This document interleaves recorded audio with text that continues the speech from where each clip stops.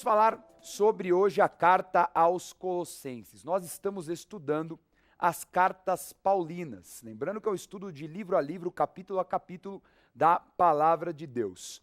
Nós estamos nas cartas paulinas escritas na prisão. Enquanto Paulo esteve na prisão, por volta do ano 60, 61 depois de Cristo em Roma, ele escreveu algumas cartas, como Efésios, como Filipenses, Colossenses e Filemão. Nós vamos estudar hoje a carta aos Colossenses.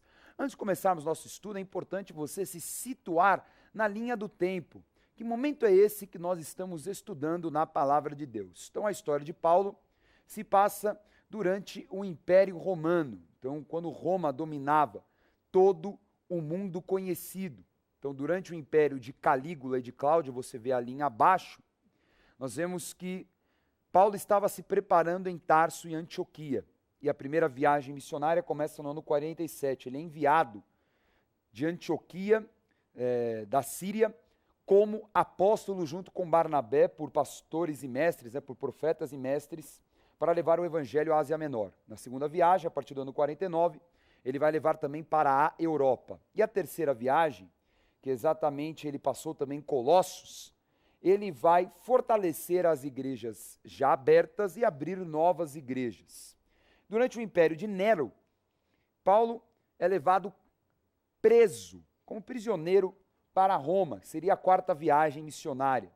E aí, esse período, durante o ano 61 até 66, 67, Paulo escreve algumas cartas e ele vai morrer por volta do ano 67, martirizado, tá certo? Veja agora no mapa as principais cartas que o apóstolo Paulo enviou. Então, ele enviou cartas para Roma, para Tessalônica e Filipos, que fica na região da Macedônia, para Corinto, que fica na região da Grécia, e ali ao lado direito, na região da Turquia, nós temos a carta aos Gálatas, aos Efésios e aos Colossenses, lembrando também que Filemão morava em Colossos e que a carta foi enviada para esta cidade também. Então veja um pouquinho de curiosidades sobre a cidade de Colossos. Colossos é uma cidade que fica na região da Frígia, hoje Anatólia, mais ao sul da Turquia, em uma importante rota comercial entre Éfeso e o Oriente. A região passou a ter menos importância já na época de Paulo, com o surgimento de Laodiceia. E mais um dado muito importante, por volta do ano 61 depois de Cristo, a cidade sofreu um gravíssimo terremoto e ainda piorou a condição do próprio comércio, enfim, do andamento da cidade. Então, Colossos não é uma cidade super expressiva, como a cidade de Filipos, que nós já conversamos. Mas nós vimos que a cidade, ela teve realmente um impacto do evangelho. Ela fica numa região chamada Frígia, e o judaísmo, séculos antes, já fazia parte ali dessas cidades, já tinha algumas sinagogas, vamos dizer assim, nesta cidade. Então é muito interessante, nós vemos que são cidades em que tiveram um contato com a cultura judaica, o que facilitava sempre a inserção do cristianismo. Vamos pensar assim, alguém que é judeu, que tem o conhecimento do Antigo Testamento, que faz parte da Bíblia cristã, quando nós discutimos sobre o assunto, independente de fé, porque fé, é claro, é algo que o Espírito Santo vai gerar dentro da pessoa, sendo que quando a pessoa o aceita. Mas imagine um povo que nunca ouviu falar nem de Deus, que adora outros deuses, adora fenômenos da natureza. Então é muito mais complexo de você explicar o evangelho, para começar a falar sobre Deus, sobre um único ser que criou todas as coisas. Então era muito mais desafiador. Agora nós vemos o quê? Que o fato de ter o judaísmo em algumas cidades gregas, algumas cidades romanas, facilitava a inserção do evangelho. Inclusive, o apóstolo Paulo, ele costumava primeiramente pregar o evangelho nas sinagogas. E a tática era exatamente falar das palavras dos profetas do Antigo Testamento sobre Jesus Cristo. Então ele já afirmava, Jesus Cristo é o cumprimento das palavras do Antigo Testamento. Então era um pouco mais fácil de um judeu compreender sobre o assunto. Agora, pregar para um estrangeiro que tinha uma outra religião, uma outra cultura, sem dúvida era um pouco mais complicado, mais desafiador.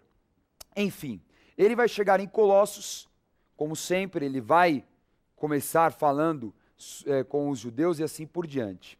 Só que o detalhe que nós precisamos ter é que Paulo, ele não fundou a igreja em Colossos. Ele pode até ter passado, provavelmente, na terceira viagem missionária, mas não foi ele que fundou esta igreja. Nós vamos estudar que tudo indica que Epáfras, que era um discípulo dele, tenha sido o fundador.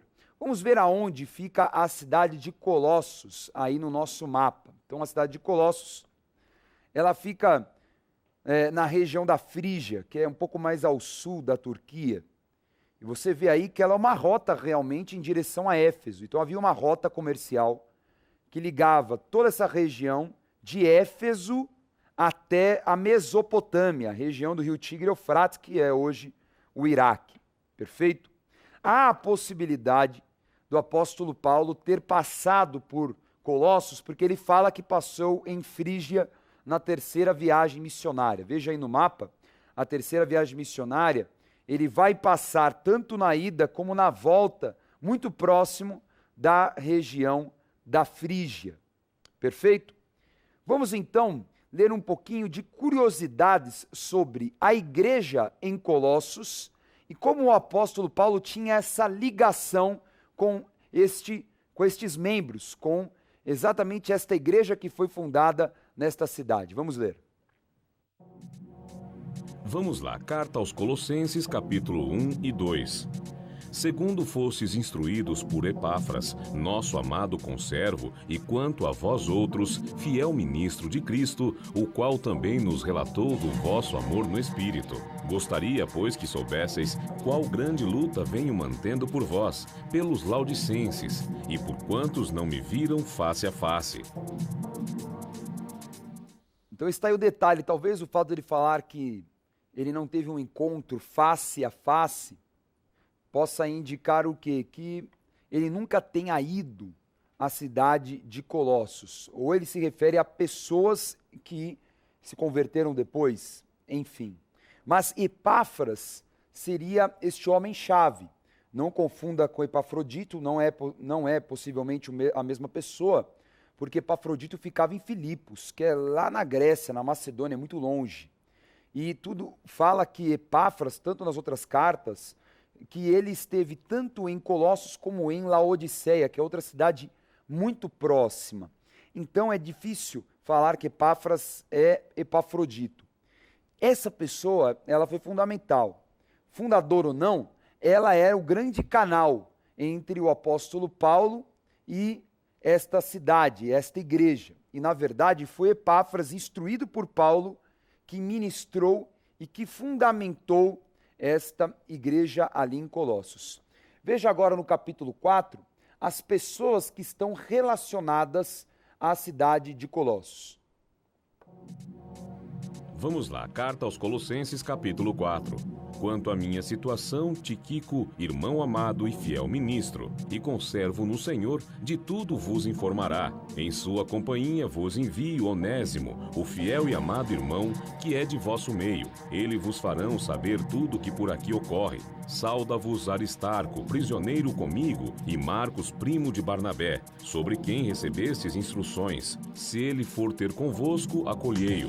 E Jesus, conhecido por justo, os quais são os únicos da circuncisão que cooperam pessoalmente comigo pelo reino de Deus. Eles têm sido meu lenitivo. Sauda-vos Epáfras, que é dentre vós servo de Cristo Jesus, o qual se esforça sobremaneira, continuamente, por vós nas orações para que vos conserveis perfeitos e plenamente convictos em toda a vontade de Deus. E dele dou testemunho de que muito se preocupa por vós, pelos de Laodiceia e pelos de Herápolis.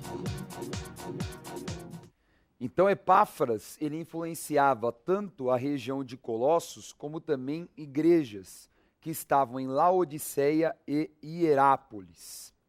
Agora, nós temos alguns personagens interessantes e que fazem parte não só da realidade de Colossos, mas também da caminhada do apóstolo Paulo ao longo de suas viagens missionárias. Então, por exemplo, ele vai falar de Tíquico. Quem era Tíquico? Tíquico era como que o carteiro apostólico, né? Ele que enviava as cartas para as cidades. Então ele vinha com a mensagem, ele também ministrava a respeito dos assuntos abordados pelo apóstolo Paulo. Outro personagem interessante era Onésimo. Onésimo vai ser a figura central da carta a Filemão. Filemão era um membro da igreja em Colossos, muito rico, dono de escravos, e Onésimo era um escravo de Onésimo. E um escravo que se converteu. Então imagine que Onésimo se converteu em uma outra cidade, estava ali em Roma com Paulo, tinha fugido do seu dono que era Filemão, e olha a coincidência, Filemão, que era membro da igreja de Colossos, ele recebe uma carta que nós vamos estudar do apóstolo Paulo falando, olha, o teu escravo se converteu aqui em Roma ou qualquer outra cidade, mas foi em Roma que tudo aconteceu, né, sobre a carta, e eu estou enviando ele de volta. Então, é como o mundo dá voltas aí, né? E na carta ao Filemão, nós vamos estudar em breve, ele fala, olha, receba como receba um filho, porque tanto você é um filho desta visão, Filemão, como Onésimo também é. Então nós temos já essas duas figuras, né? O escravo e o seu dono, que se converteram e passaram a ser os membros da igreja em Colossos. Outra figura aqui fala de Aristarco, que era um prisioneiro, companheiro de Paulo, e de Marco, ou João Marcos, né? Que era o primo de Barnabé, que participou da primeira viagem missionária com Paulo, mas abandonou a Paulo e a Barnabé no meio da viagem. Então Paulo não queria mais caminhar com Marcos, depois do que ele fez. Isso fez com que Barnabé não acompanhasse Paulo na segunda viagem missionária. Daí então Silas passa a ser o companheiro do apóstolo Paulo, e Barnabé vai tocar o seu ministério em Antioquia e outras atividades que ele tinha pela frente. Mas, no futuro, João Marcos volta a auxiliar o apóstolo Paulo, visto que também tinha já ajudado muito o apóstolo Pedro. Outra figura interessante é esse tal de Jesus o Justo, que era um judeu convertido e também ajudava o apóstolo Paulo. Então são figuras que não vão apenas aparecer na carta a Colossos, mas em outras cartas, por quê? Porque eram figuras importantes, eram discípulos do apóstolo Paulo, e que enviavam cartas, ministravam às igrejas, eram enviados diretamente pelo apóstolo Paulo para auxiliá-lo, para fortalecer as igrejas que ele próprio fundamentou, ou igrejas que ele tinha a expectativa de um dia visitar. Como prisioneiro, ele não poderia visitar naquele momento, então ele enviava os seus discípulos para ministrar a palavra e gerar o fundamento apostólico. Bom, vamos estudar agora detalhes da carta aos Colossenses. Vamos falar agora mais dos temas espirituais. Vamos ler então o capítulo 2. Vamos lá, carta aos Colossenses, capítulo 2. Cuidado, que ninguém vos venha a enredar com sua filosofia e vãs sutilezas, conforme a tradição dos homens, conforme os rudimentos do mundo e não segundo Cristo, porquanto nele habita corporalmente toda a plenitude da divindade, também nele estáis aperfeiçoados. Ele é o cabeça de todo principado e potestade. Então nós vamos no capítulo 2, completamente dedicado à denúncia de heresias. Então a igreja de Colossos estava com um problema muito sério. Tinha algum tipo de heresia ou um grupo de heresias, de seitas, que misturavam o cristianismo com religiões pagãs, com filosofias, com alguns conceitos até do judaísmo. Então nós vamos ver nas cartas que o apóstolo Paulo, ele se preocupava em falar com dois públicos, ou com os judeus convertidos, porque tinham judeus nas cidades gregas e romanas, e também falar com os gregos convertidos, com os estrangeiros convertidos. E esses dois públicos, por terem origens culturais distintas, eles tinham que ser tratados de forma diferente também, porque eles tinham conceitos de vida e hábitos diferentes. Então Paulo vai dedicar a falar sobre os judeus, ele vai falar sobre os judaizantes, que eram os cristãos judeus que queriam o quê? Que tanto os judeus novos convertidos como os estrangeiros convertidos tivessem uma vida cristã, mas também uma vida de judeu. Tinha que ter a circuncisão, tinha que praticar as leis de Moisés. Paulo condenava isso, não tinha sentido algum. Se você quer viver com a tua cultura, tudo bem, mas você não pode impor a tua cultura aos estrangeiros. E nem hábitos que, sinceramente, não têm mais sentido após o sacrifício de Jesus Cristo. Também nós vemos, além disso, que os estrangeiros, eles queriam pegar o cristianismo, a doutrina, as definições do cristianismo e misturar com a filosofia grega. Então, tudo que eles aprendiam dos grandes pensadores, da razão grega, do helenismo, dos seus deuses, tudo, vamos juntar isso com esse tal do cristianismo. Então se tornava uma filosofia cristã. Então a igreja de Colossos, ela era afetada tanto pela cultura judaica, pela filosofia judaica, como pela filosofia grega.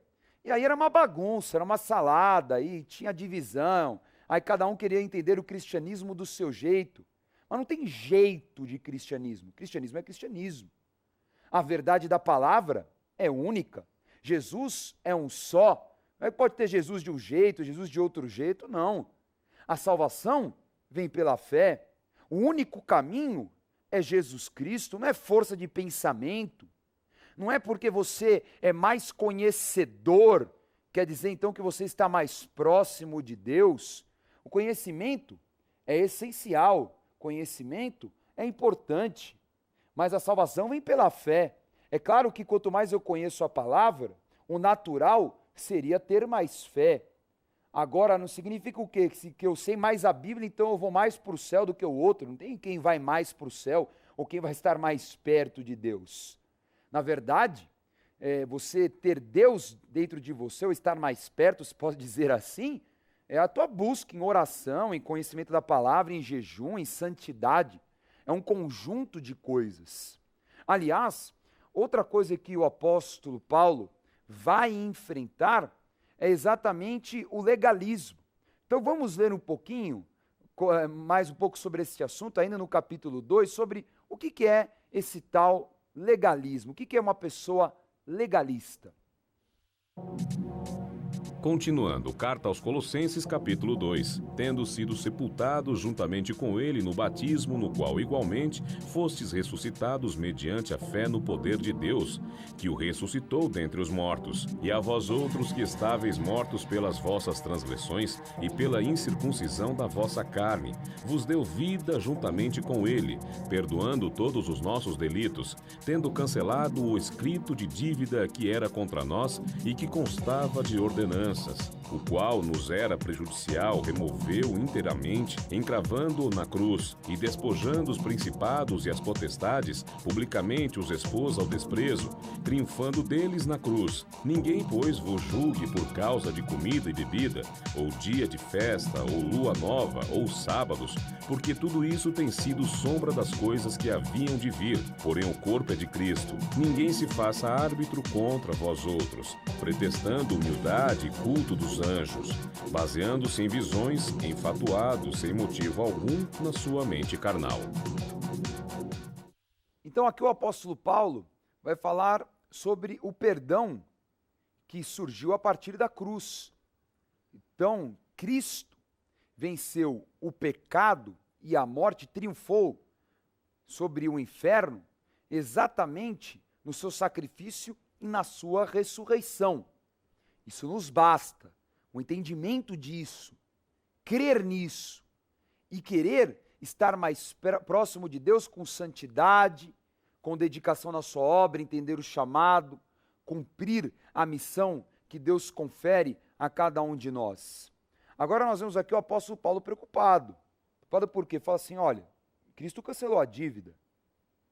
Agora vocês querem o quê? Vocês acham que vão estar mais próximos de Deus pelas práticas? As práticas são importantes. Você andar em santidade é fundamental, mas não é a preocupação com a prática das leis que vai te salvar. O que te salva é a fé. Então Paulo, ele não está invalidando a questão da prática da lei. Não, a prática das leis é importante, mas não é o mais importante. O mais importante é a fé em Jesus Cristo como Salvador e como aquele que tem poder de cancelar as dívidas e perdoar os pecados. Então veja, olha a bagunça. O legalista o que é? É aquele que fica preocupado com a prática. É aquele que fica julgando. É aquele que fala assim, não, mas você não está fazendo assim, você não está fazendo assado. Mas você não pratica as leis, as festas, o sábado. Ah, então você não é digno do reino dos céus, porque você não pratica as leis como se deve. Como assim? Peraí. Então, ninguém tem pecado? Pecado tem. Quem perdoa? Deus. Através de Jesus Cristo. Agora, se eu pequei, quer dizer que eu vou para o inferno? Você não sabe se eu me arrependi, você não sabe se eu pedi perdão. Então, a salvação não pode ser julgada por um homem. Não dá para alguém virar e falar assim, você vai para o céu, você não vai. Eu não sei o que está na tua cabeça. Eu não sei se aquilo que você faz é de coração. E o legalista que é preocupado só com as práticas e não com a fé, ele é um tolo. Porque tem muitas pessoas que podem ter práticas, mas não significa que as práticas representam a sua verdade.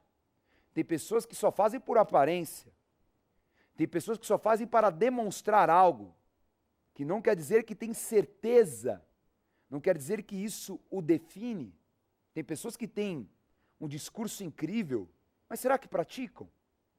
Então, o problema do legalista é a preocupação excessiva com a prática da lei, com a execução das tarefas, com as atividades, e não com a essência, com o amor, com a verdade, com as definições que estão em Jesus Cristo. Então não seja um legalista. Não perca mais seu tempo criticando. Se você não gosta do um ou do outro, o que vai mudar? Sinceramente, falar mal de uma autoridade espiritual que você nem conhece, que você ouviu a mídia falando sobre o assunto, ou você viu um outro pregador falando, você criticar alguém que você não sabe o dia a dia dele, não sabe o que está no coração dele. Eu vejo muitas vezes tantas pessoas falando mal de autoridades de muitos ministérios, denominações. Será que está certo? Porque você ouviu o teu pregador falar? Será que ele sabe o suficiente? Não sei. E você conhece o suficiente? Será que vale a pena eu ter uma opinião, terceirizando a opinião do outro? São coisas que nós precisamos avaliar, porque no final o cristão acaba se tornando legalista, ele vai numa rede social, ele fica metendo pau em todo mundo, falando um monte de coisa, sendo que o mais importante deveria ser falar do amor de Cristo. Deveria gastar mais tempo na sua igreja, consertando o que está errado, ministrando vidas que estão necessitadas, do que fofocando, do que colocando defeito. São coisas a pensar. Será que está certo eu falar ou me preocupar com atividades dos outros se eu não estou fazendo as minhas atividades da forma correta? Eu acho que só pode julgar o outro se você é superior, mas será que você é superior ao outro? E o julgar-se superior já não te coloca em uma posição errada pela falta de humildade ou de entendimento que cada um, Deus confere os dons segundo a necessidade do corpo da igreja e não para me exaltar, ou para você se exaltar, ou para o outro se exaltar? São coisas que aqui o apóstolo Paulo está colocando, por quê? Porque os legalistas estavam preocupados com a prática da religião, estavam preocupados com religião, mas Jesus não é religião. Jesus é caminho, vida, verdade e salvação. Ele é isso. Infelizmente, o homem criou religiões. Então alguém que está assistindo em casa pode falar assim, você é da religião evangélica. Não, eu não sou de religião evangélica. Isso é classificado por homem. Eu sou cristão, eu sou servo de Deus. Agora, o homem criou religiões. E os evangélicos criaram as suas igrejas e suas placas. Por quê? Porque isso faz parte da cultura. A cultura tem essa necessidade. Mas na verdade, nós somos todos servos de Deus buscando um aperfeiçoamento, buscando mais do Espírito Santo e trabalhando para o quê? Para que mais vidas sejam salvas. Para que da mesma forma como nós recebemos a salvação pela graça, elas também recebam. Então religião, furado. Religião não salva ninguém. Prática religiosa não te salva. O que te salva é a fé em Jesus Cristo. Quer saber mais sobre o assunto? Vamos ver o capítulo 3. Vamos lá, carta aos Colossenses, capítulo 3. Fazei, pois, morrer a vossa natureza terrena, prostituição, impureza, paixão lasciva, desejo maligno e avareza, que é idolatria. Por estas coisas é que vem a ira de Deus sobre os filhos da desobediência. Ora, nessas mesmas coisas andastes vós também, noutro tempo, quando viveis nelas. Agora, porém, despojai-vos igualmente de tudo isto: ira, indignação, maldade, maledicência, linguagem obscena do vosso falar. Não mintais uns para os outros, uma vez que vós despistes do velho homem com os seus feitos e vos revestistes do novo homem que se refaz para o pleno conhecimento, segundo a imagem daquele que o criou. Seja a paz de Cristo o árbitro em vosso coração, a qual também fosse chamados em um só corpo, e sede agradecidos. Muito bem. Então, fechando o nosso raciocínio que nós estávamos estudando, falando, sobre esses conflitos de heresias, de seitas, de interpretações do Evangelho mediante as filosofias, nós vemos aqui o apóstolo Paulo terminando o assunto, falando o seguinte: olha, tudo isso aí é humano, religião é humano, filosofia é coisa humana. Agora, o homem é pecador, o homem é falho. O que o homem precisa para estar cheio do Espírito Santo? Se esvaziar de ser homem, de sua humanidade, das suas práticas humanas, dos seus desejos animais. Se esvaziar de todos os pecados, de tudo aquilo que Satanás coloca como oferta e que muitos caem. Ele fala, se esvazia de tudo isso, deixa a mentira, deixa o jeito obsceno de falar, a prostituição e tudo aquilo que é desejo maligno, avareza, idolatria, rebeldia e coisas do gênero. Tudo isso aí vai te fazer o quê? Perder tempo, se frustrar. Vai dar oportunidade para o inimigo agir, brechas. Aí ele fala algo que é incrível.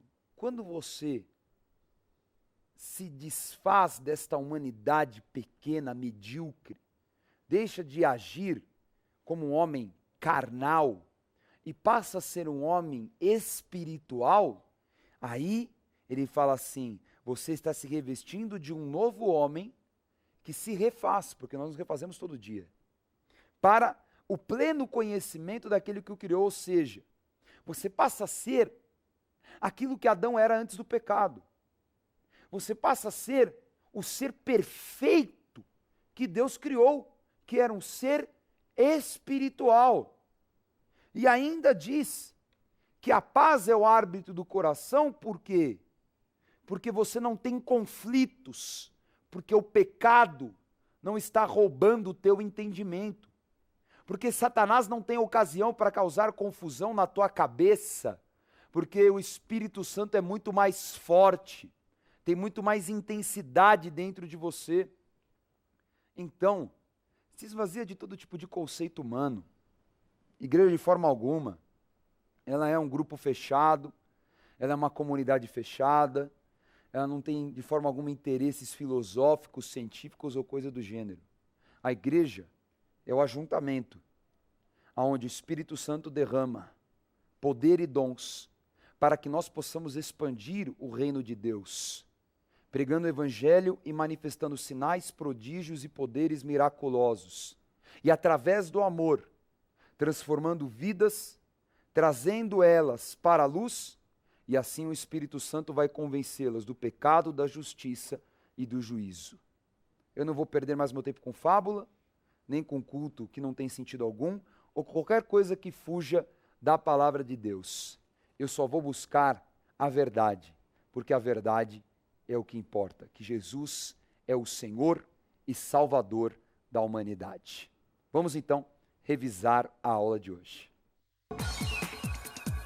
Na aula de hoje, estudamos a carta aos Colossenses, cidade que fica na região da Frígia, na Turquia, em uma importante rota comercial entre Éfeso e o Oriente. Nesta carta, apóstolo Paulo denunciou seitas hereges que misturam religiões, filosofias ou pensamentos superiores com a verdade da palavra de Deus. Também nos ensinou a vencer o pecado todos os dias, nos esvaziando da natureza carnal e nos enchendo do Espírito Santo. Por fim, vimos que Jesus levou todas as dívidas dos pecados na cruz, pagou todas elas com seu sacrifício.